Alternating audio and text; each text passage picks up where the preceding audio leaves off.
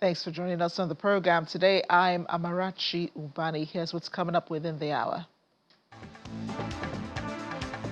King Charles and Queen Camilla host the French President Emmanuel Macron and First Lady at Windsor Castle. Israeli Prime Minister Benjamin Netanyahu in the United States says the U.S. President Donald Trump deserves to win the Nobel Peace Prize. Plus, South Africa responds to President Trump's higher trade tariffs, saying it is not an accurate representation of available trade data. Let's begin. French President Emmanuel Macron and his wife Brigitte are spending the day as guests of King Charles and Queen Camilla. This afternoon, they have been shown a display of French-themed items from the royal collection in Windsor Castle. This included Queen Victoria's journal from August 1855, when Victoria had become the first British monarch for 400 years to visit Paris. There was also a photograph of King George VI's state visit to France in 1938 and a decanter of Louis VIII cognac of the king served during the trip. There were also books that once belonged to Napoleon, as well as Marie Antoinette's snuff box. State visits like this are soft power opportunities to strengthen trade, cultural and defense ties, in this case with an important European partner. In 2023, the King and Queen paid a state visit to France, which was seen as a diplomatic success in helping to rebuild relations after Brexit. King Charles received a standing ovation from the French Senate after a speech in which he spoke strongly in support of Ukraine after the horrifying invasion by Russia. Three men, Joachim, Rose, Ugnos, Asmina and Ni Mensa, all in their early 20s, have been found guilty of arson attack on a London warehouse linked to Ukraine on behalf of Russian mercenary group Wagner. All three were found guilty at the Old Bailey of aggravated arson with intent to endanger life after the blaze at the units which sent aid and internet satellite equipment to Ukraine.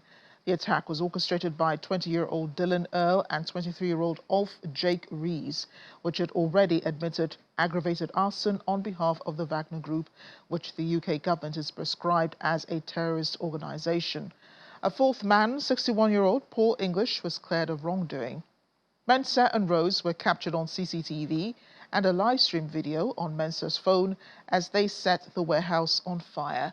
The live stream showed petrol being thrown into the warehouse unit doors, setting them alight. Weather temperatures are still high in parts of Europe. Greece today shutting the Acropolis to visitors as a result. The Culture Ministry says the ancient citadel in the capital city of Athens, which contains many ancient Greek ruins, will shut from 1 p.m. local time until 5 in the evening.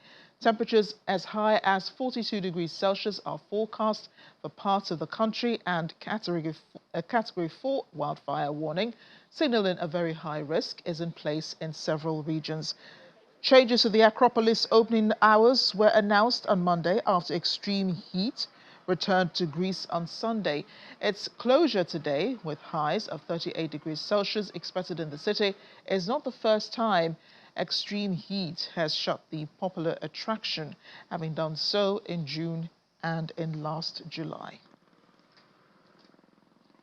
Speaking of wildfires, Spain's Catalonia province is experiencing them, losing 1,600 hectares to those wildfires and evacuating up to 50 residents from the Bex Ebre region. These are pictures from Monday when the plumes of smoke rose from acre of wildfires burning through those hectares of farmlands and forests. Reports say strong winds overnight caused two fronts to open, leading to the evacuation of the residents. Around 280 firefighters and 90 ground units are reportedly fighting the fire. In the United States, more than 100 people are now known to have died from the flooding in Texas that started on Friday. Much of the flooding was due to the Guadalupe River rising rapidly early Friday morning as the region known as Texas Hill Country was saturated with rain. Kerr County is the hardest hit area of the floods. It was where the Guadalupe River rose to critical levels. Kirk County reported the highest number of fatalities from the floods as at this morning. The other counties to report fatalities are Travis County, where Arson is located, Kendall County, Burnett County, Williamson County, and Tom Green County. Let's switch gears to Gaza now. The humanitarian situation there. Israel's Defense Minister, Israel Katz, says he has instructed the military to prepare a plan to move Palestinians in the enclave into a camp in the south of the territory. He told journalists on Monday he wanted to establish a humanitarian city on the ruins of the city of Rafah to initially house about 600,000 Palestinians and eventually the whole 2.1 million population. He said the goal was to bring people inside after security screening to ensure that they were not Hamas operatives and that they would not be allowed to leave. He says if conditions allow, construction would begin during a 60-day ceasefire that Israel and Hamas are trying to negotiate. Stay with Gaza. The Israeli Prime Minister, Benjamin Netanyahu, who began an official state visit to the White House on Monday, praised what he called President Donald Trump's idea of free choice. He made the comment as both leaders sat for talks at dinner at the White House with members of their entourage. President Trump himself praised regional cooperation but avoided endorsing a two-state framework for the region. I think President Trump had a brilliant vision. It's called free choice. If people want to stay, they can stay. But if they want to leave, they should be able to leave. It shouldn't be a prison. It should be an open place and give people a free choice. We're working with the United States very closely about finding countries that will seek to realize what they always say, that they want to give the Palestinians a better future. And those who, and I think we're getting close to finding several countries, and I think this will give, again, the freedom to choose. Palestinians should have it, and I hope that we can secure it close by. And we've had great cooperation from surrounding Israel, surrounding countries, great cooperation from every single one of them. So something good will happen. And we stopped a lot of fights. I think a very big one, frankly, a very, very big one was India and Pakistan. And we stopped that over trade. We're dealing with India and we're dealing with Pakistan. And we say, we're not going to be dealing with you at all if you're going to fight. And they were maybe at a nuclear stage. They're both, nuclear powers.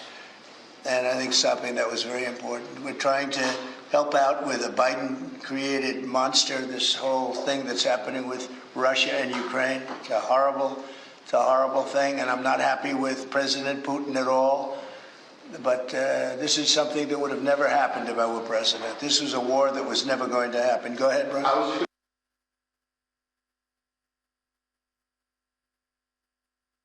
Both leaders, however, cautioned that the conflict in Iran is not over, despite what the Israeli Prime Minister described as a historic victory that has changed the face of the Middle East.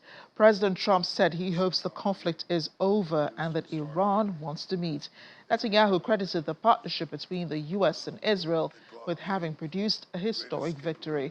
The nearly two-week-long war between Israel and Iran came to an end on June 24 when U.S. President Donald Trump announced a full and comprehensive ceasefire between the two countries. And the Mossad.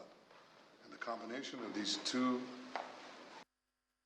partnership between Israel and the United States, the partnership between President Trump and me, produced a historic victory. It's an incredible victory, actually. It brought the greatest capabilities of the United States that are unmatched with the great capabilities of Israel and the army of Israel, pilots of Israel, soldiers of Israel, and the Mossad. And the combination of these two extraordinary capacities produced a decisive result. It set back the two tumors that were threatening the life of Israel, the nuclear tumor and the ballistic missile tumor, because they were planning to build 20,000 of these things and launch it in a country the size of New Jersey. And no country could withstand that. So what do you do when you have two things that are going to kill you? You have to remove them. With our combined effort, we did. But when you remove a tumor, doesn't mean that it can't come back. You have to constantly monitor the situation to make sure that there's no attempt to bring it back. So we've had a great achievement, and I think part of the effort of consolidating this and ensuring that we don't have to repeat this is to monitor this carefully. Of course, the President and I are talking about it, our teams are talking about it, but there's no question this is a historic victory, and I think, as was said here today, this has already changed the face of the Middle East. But it's not over in your view. But I think that there is an opportunity here to create a historic expansion of the Abraham Accords, which were themselves an act of history, that deserve a Nobel Prize for the President. But I think the opportunities are much bigger, and I hope, I'd like to believe that Iran would not test our fortitude, because it would be a mistake. Israeli Prime Minister Benjamin Netanyahu, and as we have recently seen with most leaders visiting the U.S. president at the White House, a gift for President Donald Trump. From the Israeli Prime Minister, he presented the U.S. president with a formal request for a Nobel Peace Prize for him. The letter is addressed to the Nobel Prize Committee, a nomination he says is well deserved. The nomination marks the second high-profile endorsement of Trump for the Peace Prize in recent weeks, following a similar pledge from Pakistan last month. And we're going to have a lot of great results. So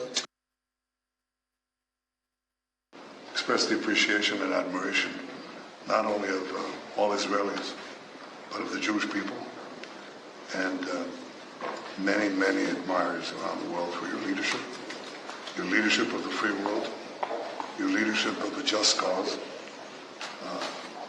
and the pursuit of peace and security which you are leading in many lands, but now especially in the Middle East. We have great opportunities. The President has an extraordinary team, and I think our teams together make an extraordinary combination to meet challenges and seize opportunities. The President has already realized great opportunities.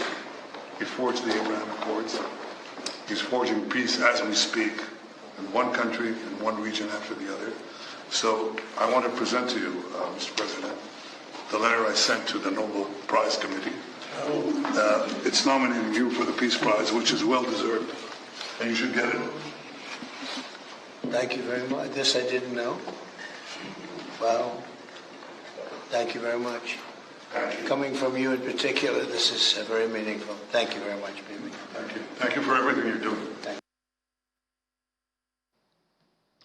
Our Washington correspondent Maria Bird joins us now. Maria, let's begin with this tradition of gift giving that has come to stay in the White House. So with President Donald Trump, the UK Prime Minister, remember, weeks ago offered him a letter from King Charles inviting him to the UK.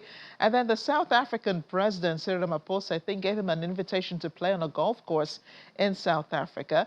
How much of an influence does this have on discussions with Trump and his response?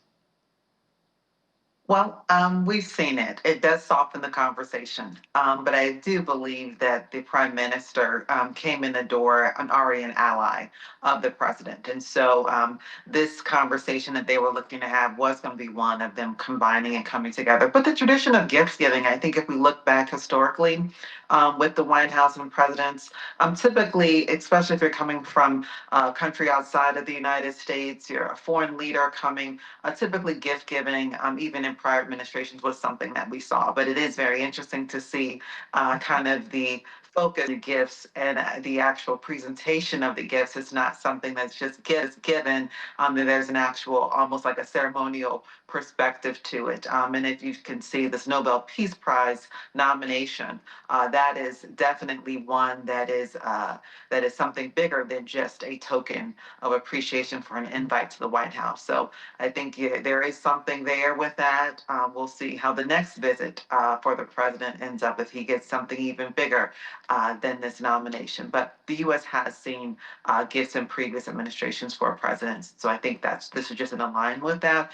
It's just I think the number of gifts and the types of gifts and kind of the approach to how the gifts are delivered is where we're seeing kind of a difference here with this Trump administration.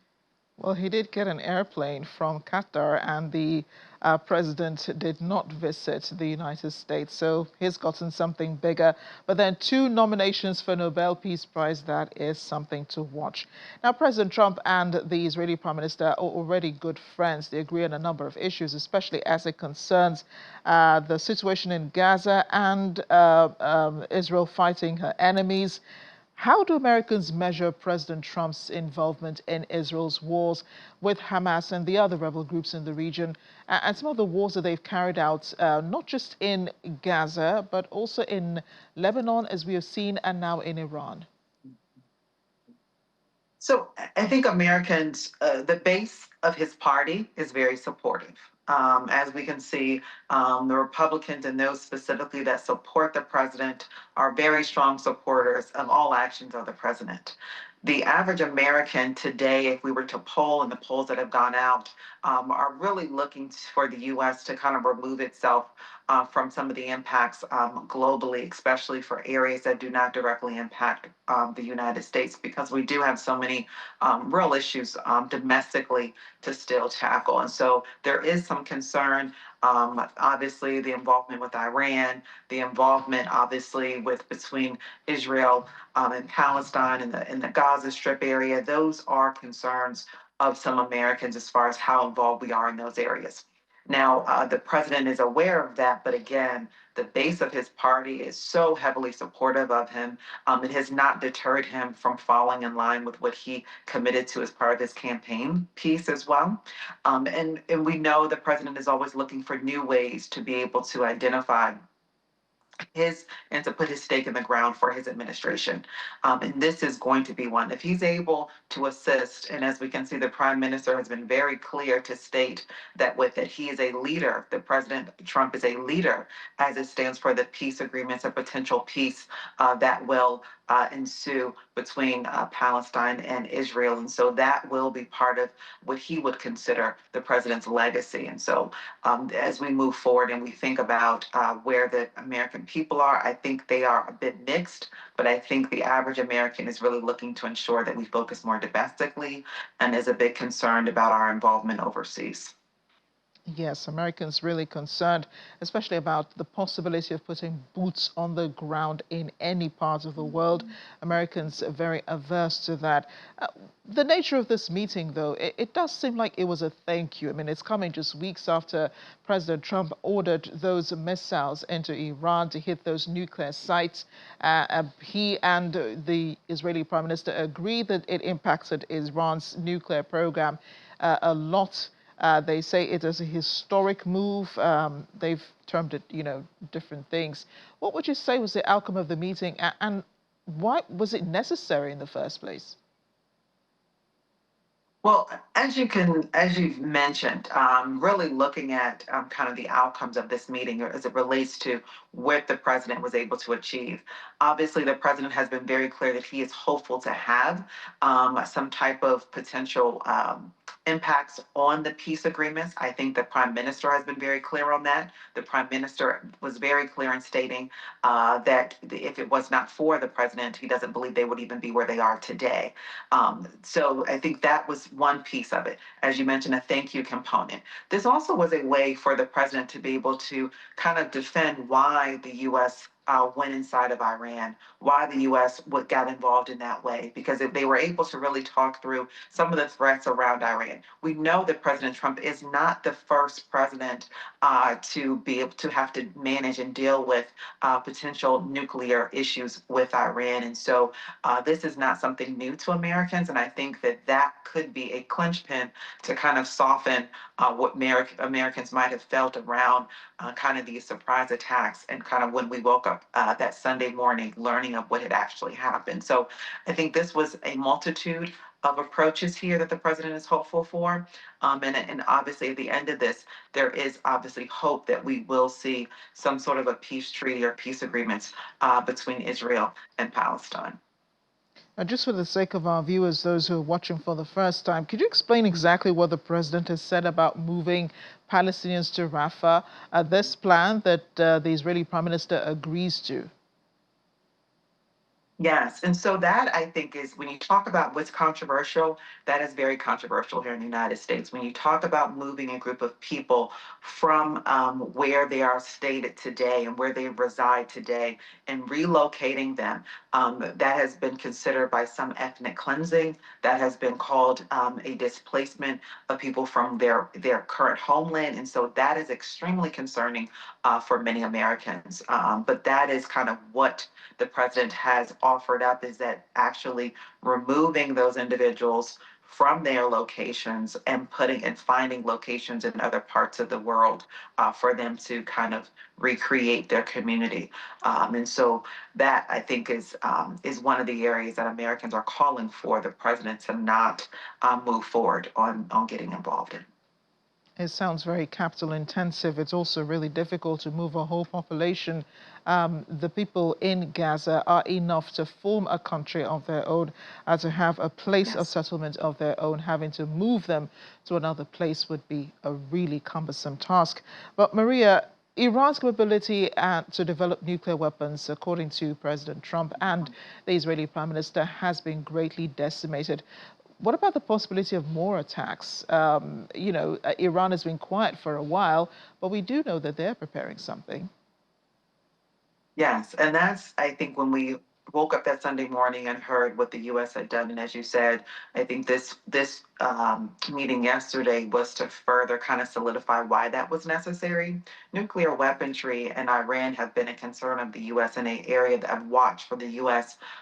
For a number of years. Many administrations have focused in on that as well. No one has taken the type of steps that President Trump has taken. But when you talk about decimating their ability, I think that does potentially, for Americans that have been concerned about that, that does put them a little bit more at ease. But there are, several Americans that are a bit concerned, as you've mentioned. What is Iran preparing?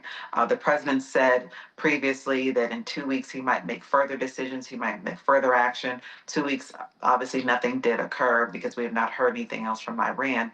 But if we do, and the question is, what could that look like? I think Americans are most concerned about ensuring that nothing makes it to the American soil here, to U.S. soil, as it relates to any further potential attacks or any further conflict. And so the real concern is making sure that any conflict or that peace can be moved forward and that there can be further negotiations versus any more attacks. I think we should be concerned about what President Trump has in mind. Every time he says 2 weeks, he always brings the mark forward, and then he takes a decision that the rest of the world is not expecting. Maria, thanks again for the explanations. Welcome back to The World Today. U.S. President Donald Trump says he will send more weapons to Ukraine after an announcement last week that Washington would halt some shipments of critical arms to Kyiv.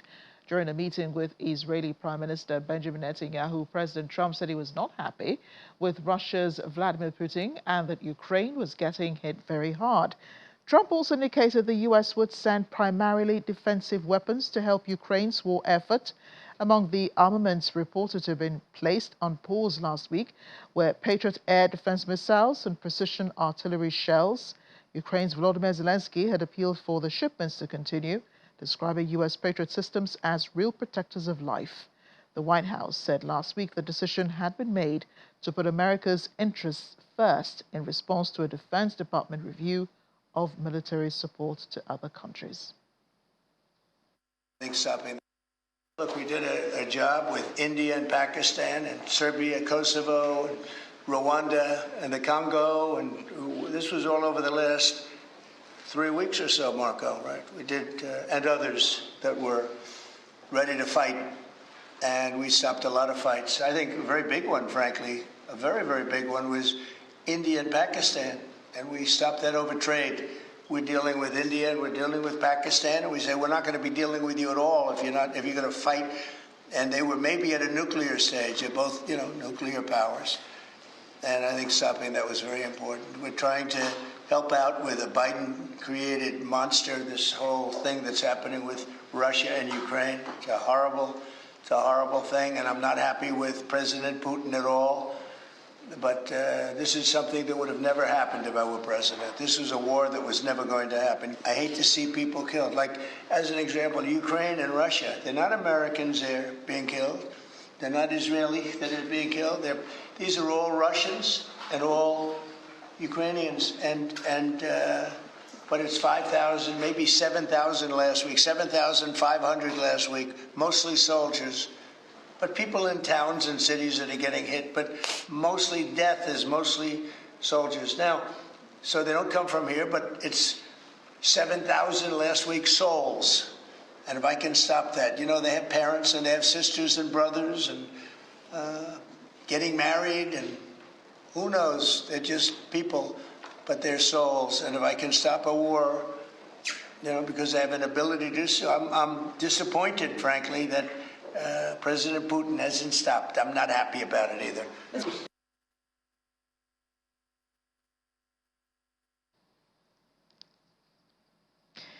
Meanwhile, the U.S. president has officially delayed imposing higher tariffs of imports while sending letters to 14 countries, including Japan and South Korea, detailing the levies that they face. The latest development comes as a 90-day pause, so the White House placed on some of its most aggressive import taxes are set to expire this week. The president renewed his threat of a 25% tax on products entering the country from Japan and South Korea, and shared a batch of other letters to world leaders warning of levies from August 1st. Higher tariffs have been set to come into effect on July 9th, having previously been suspended, with White House officials saying they would look to strike trade deals.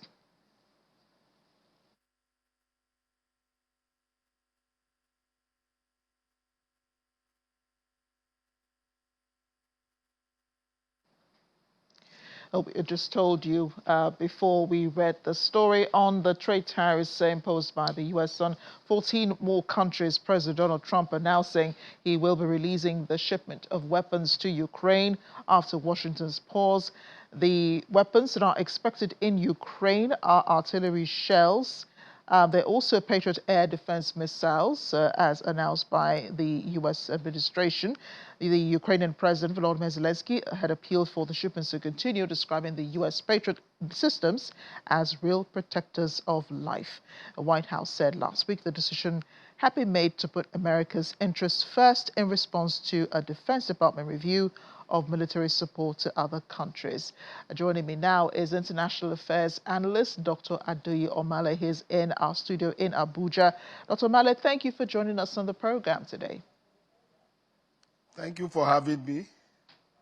President Donald Trump's decision comes more than a month since the U.S. signed the minerals deal with Ukraine for weapons. So why do you think it's taken so long to eventually, remove the ban on those weapons sending to Ukraine? Well, the initial signal we got when Trump was sworn in, we heard the defense secretary saying that weapons supply to Ukraine was going to be stopped, was going to be paused.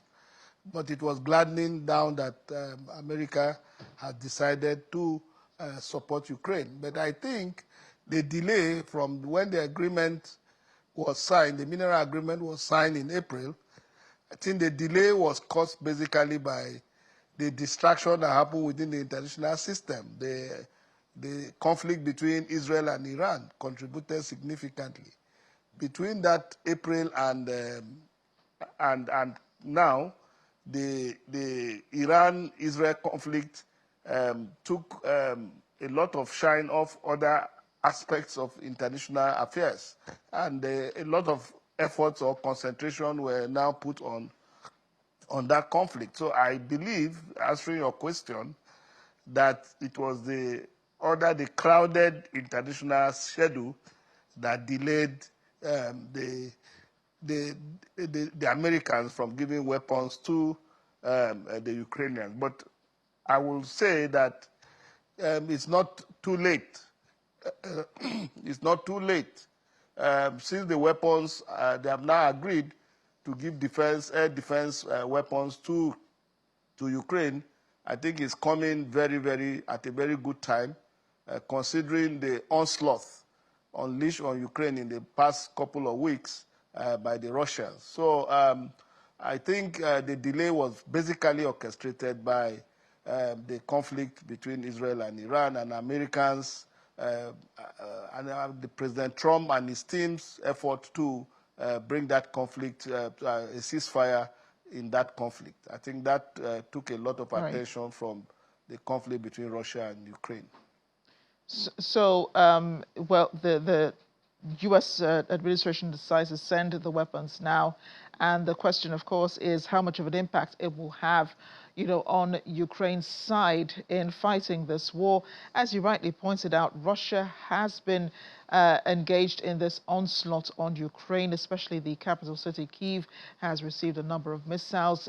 They've been hitting civilian settlements, populations, beg your pardon, and the Russian government keeps denying that it is only targeted military infrastructure.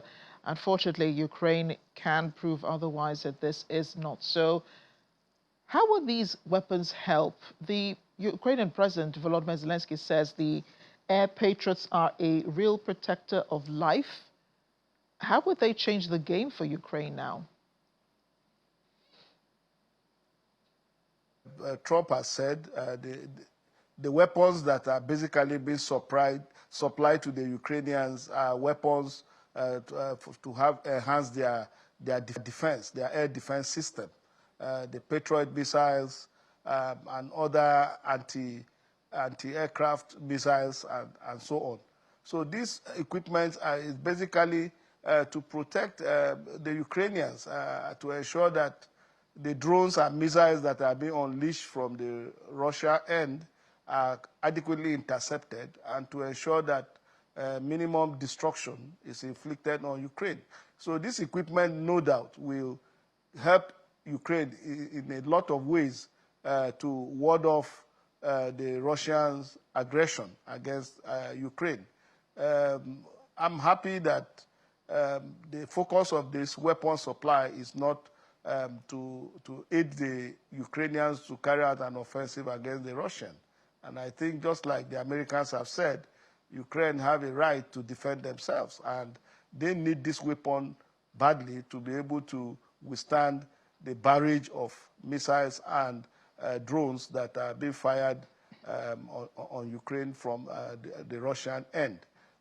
So I think the Americans are taking the right decision to come to the aid of the Ukrainians, especially that the deal for minerals have been entered into between both parties, and though the deal extends even beyond just military support, even the reconstruction of Ukraine in the post-war era with Russia was still part of the negotiated deal.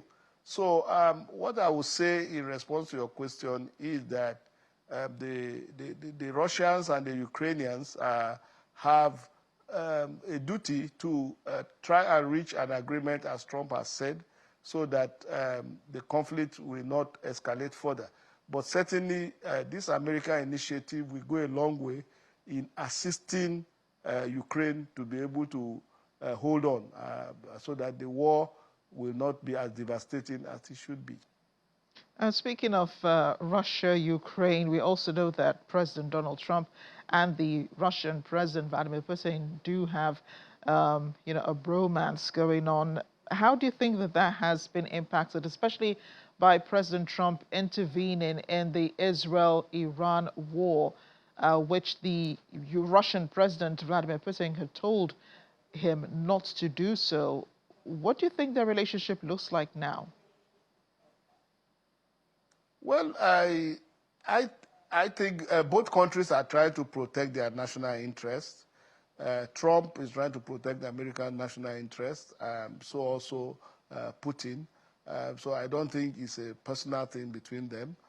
But just like Trump has said in the earlier clip you showed while he was meeting with President Netanyahu of Israel, one thing that is clear is that you cannot divorce America from Israel. They have had a long history of military collaboration, of partnership, sharing intelligence, and so on. So telling the Americans not to, at that point in time, come to the aid of the Israelis was not going to be feasible. Trump has to order the release of the B-2 bombers to neutralize the uranium-enriching facility at Fordo. And that changed the whole narrative about the 12-day war. So whether Putin likes it or not, Trump has expressed his disappointment with Putin for dragging the Ukrainian conflict to the level it has been. And I think it is time the Americans make a clear statement about trying to force Putin to toe the line of peace, because just like the Americans have said, it is very unreasonable for Putin to continue to insist. A military operation in which he says it was just going to last some couple of days or some couple of weeks have dragged them now going to the fourth year. And there's no end in sight. So to my mind, the Americans should do whatever necessary to ensure that Ukraine can stand their own grounds so that Putin can be forced to the negotiation table, so that we can put that conflict behind us, because it's doing a lot of harm to the international system and to a lot of countries that benefit directly from Ukraine. Don't forget that Ukraine also has over $15 trillion of mineral resources, which I think the Americans, with the agreement that they have signed with Ukraine, the Americans are interested in furthering partnership with Ukraine and to enhance that Ukraine's sovereignty is not breached by the Russians. So I think Trump needs to do more to convince Putin so that the two world leaders can reach an understanding and so that a ceasefire is quickly gotten so that that conflict can be resolved, and then the peace should be restored between both countries. So I think the Americans are on the right path, and that should be sustained. Indeed. Dr. Adeyomale, a huge thanks for joining us on the program today. Appreciate your thoughts and analysis. Thank you, Amarachi. Well, South Africa's President Cyril Ramaphosa has been reacting to President Trump announcing higher trade tariffs imposed on his country. On Monday, President Donald Trump announced he would subject imports from 14 countries, including South Africa, to 30% tariff from August 1st. Trump also gave a warning to countries which side with the policies of the BRICS alliance that go against U.S. interests will be hit with an extra tariff. In a letter to President Ramaphosa, Trump described their trade relations as far from reciprocal. However, the South Africa leader said the tariffs are unilateral. South Africa is the only country in Africa that has been affected by the move as tensions rise between the U.S. and South Africa.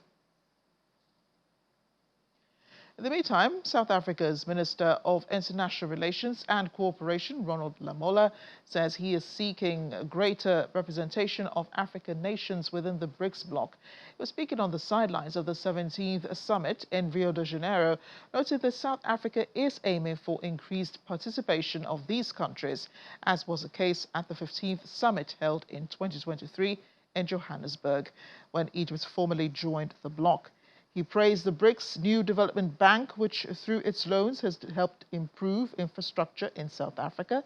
As recently as the end of August 2024, the institution approved a loan of up to $1 billion to support the development of water and sanitation infrastructure in South Africa. Staying with the BRICS summit, Nigeria's Minister of Foreign Affairs, Ambassador Yusuf Maitama Tugar, called on the nations to lead a transformative global agenda that addresses the twin challenges of climate change and health inequity. He was speaking on behalf of President Bola Tinubu and the Nigerian delegation. Ambassador Tugar emphasized that the health of the planet and the health of people from cities to rural communities are intrinsically linked and must be treated as such. The climate emergency heeds no borders, just like global health care. We fix our own problems when we work together, according to him.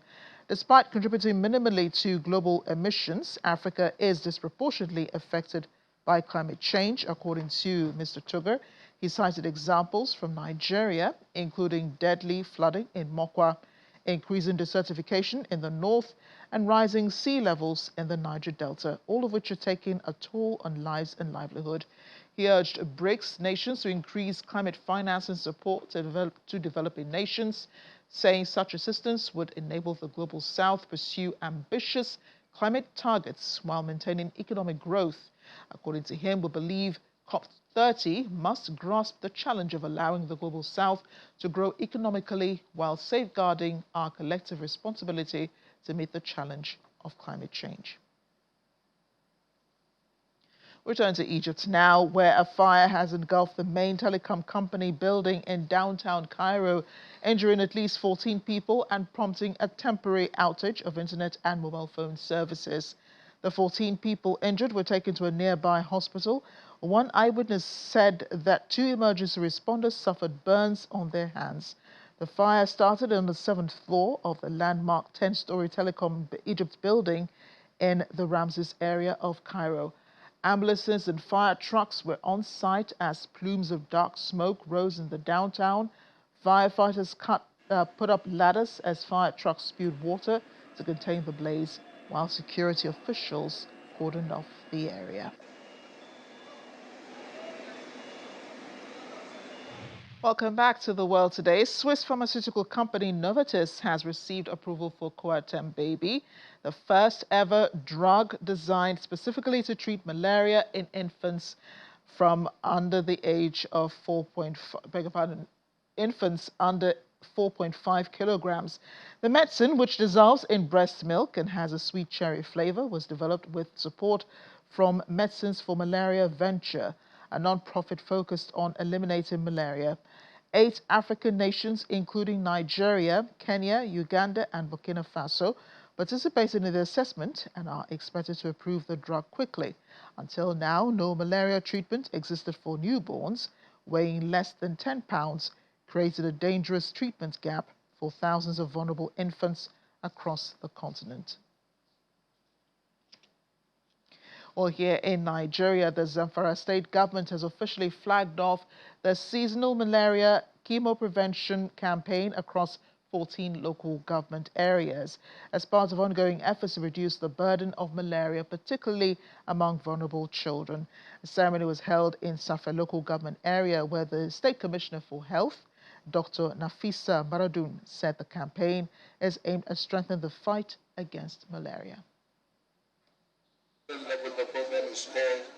The Zamfara State Government and the National Malaria Elimination Program have flagged off the seasonal malaria chemo prevention campaign in the state, targeting over 4 million children between the ages of 3 and 59 months, considered most at risk of malaria during the peak transmission season.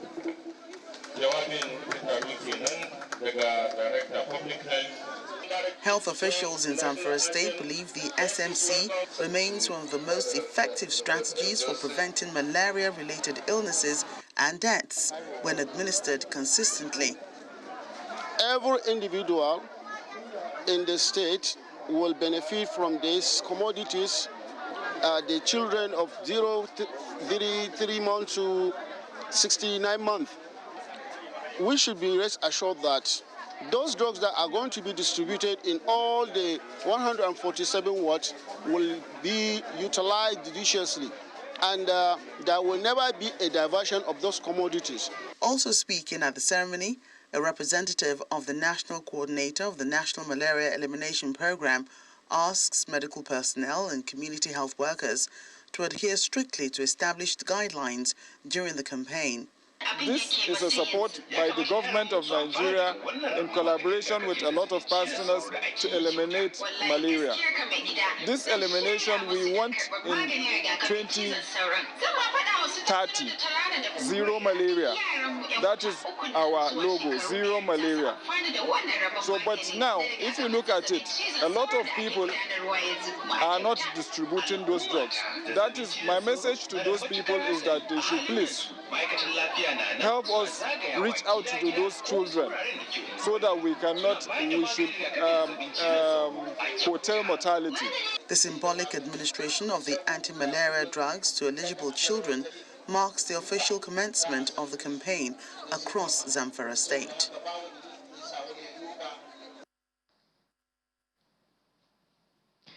Thousands of people gathered on the banks of the Kuantan River on Sunday as Indonesia kicked off this year's Paku Jalur boat race, a centuries-old tradition that remains one of the country's largest cultural sporting events. The festival, held in Riau province, featured towering wooden boats, rhythmic rowing, and vibrant performances from children dancing to cheer on their teams. Local officials say this year's competition drew teams from across the region and marks one of the biggest turnouts. The event began as a royal ritual in the 1600s, but now plays a central role in Indonesia's Independence Day festivities.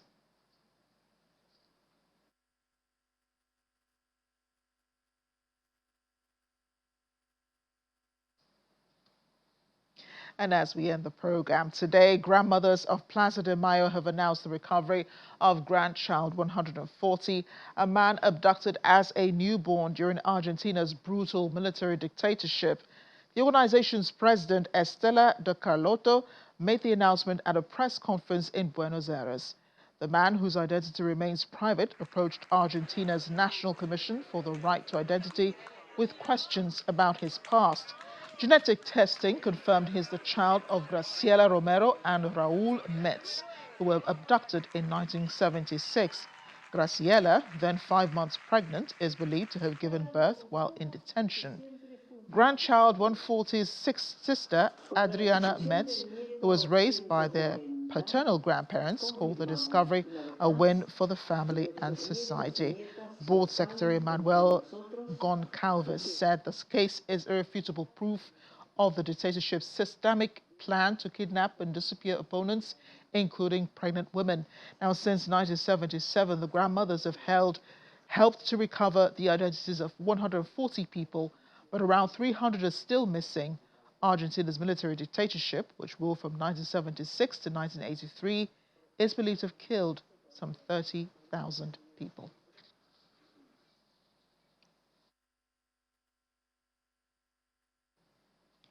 And that's the world today.